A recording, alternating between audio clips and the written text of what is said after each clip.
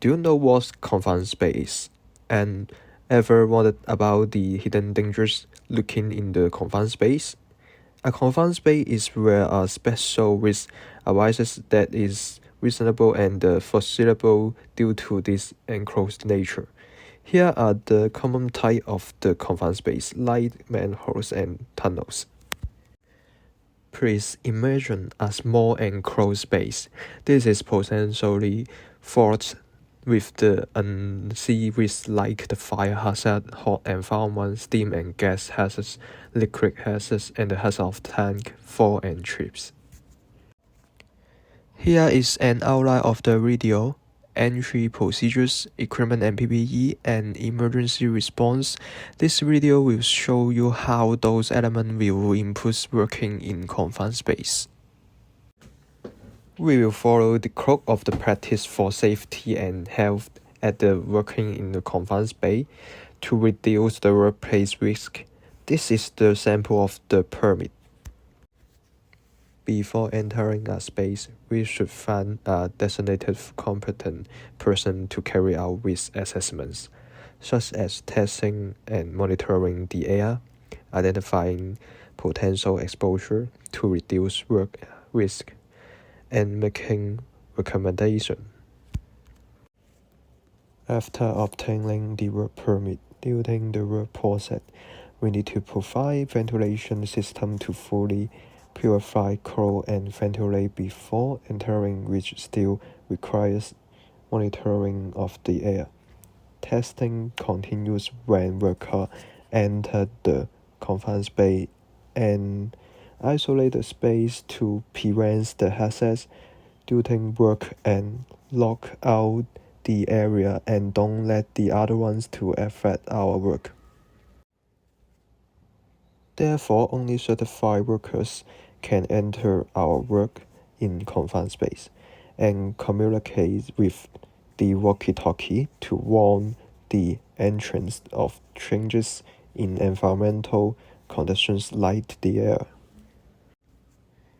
If the entrance is injured or unable to leave the space under their strength, they must call the rescue personnel.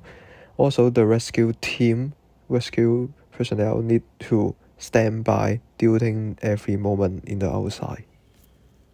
So, this is the summary of the entry procedure. For entry procedure, you can define it as these four: entry permit, equipment checking, continuous ventilation, and monitoring.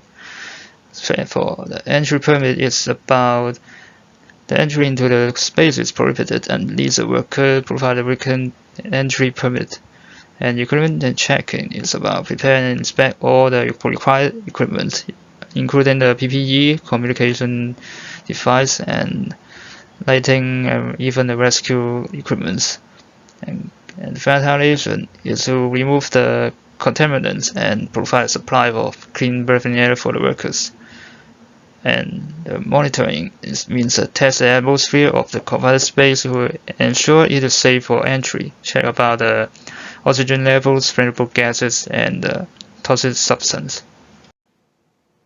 For the equipment and the PPE in the confined space should be well prepared against different threats, because confined space can perform different tasks from welding, cleaning, and repairing. And those different tasks have different threats, like the picture. The picture shows a welding task, and maybe the heat is more likely the threat. Then prepare the face shield and the welding gloves for protecting from the heat source. The specific PPE have more protection to counter it. And PPE may be the first line of protection in the isolated position. Like this picture, the PPE may be the lifeline and the safety harness to make sure the worker didn't fall off. Ensuring all the workers entering the confined space are wearing the necessary PPE, which commonly exists below the eyes face protection, which form a protective seal around the eyes, the head protection, which absorb the impact, the respiratory protection, which filter out the contaminants or supplying the breathable air, and these PPE should be prepared to against different threats in the task. The retrieval system is useful when the accident is happened, as this can pull the entrance out quickly. For if the worst case is happened, if the entrance can't get out with this system, the rescuer maybe follow the lifeline to seeking the entrance. But of course, the atmosphere condition is safe for the rescuer to get inside the covered space.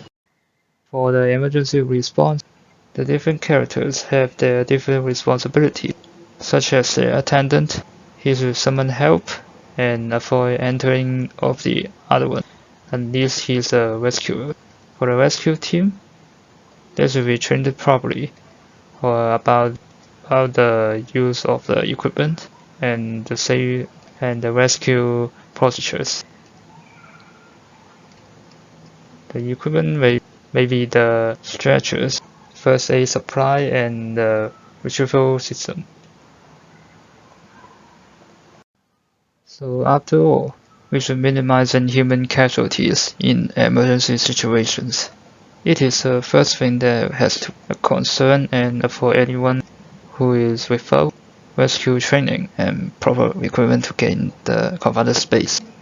While rescuing, those air monitoring and communication equipment should not stop in case to identify the possible hazards that may present or happen while the rescue team get inside the confined space. It is to ensure the one who rescued the workers can come back safely, and never think of the concept that one life for another in such case. We have to make sure everyone come back safely, also the rescuers. Last words, the more drills, the more chance to save one. So these are our reference. So this is the end of our work in confined space training video. So if you have some question, please let me know. Thank you.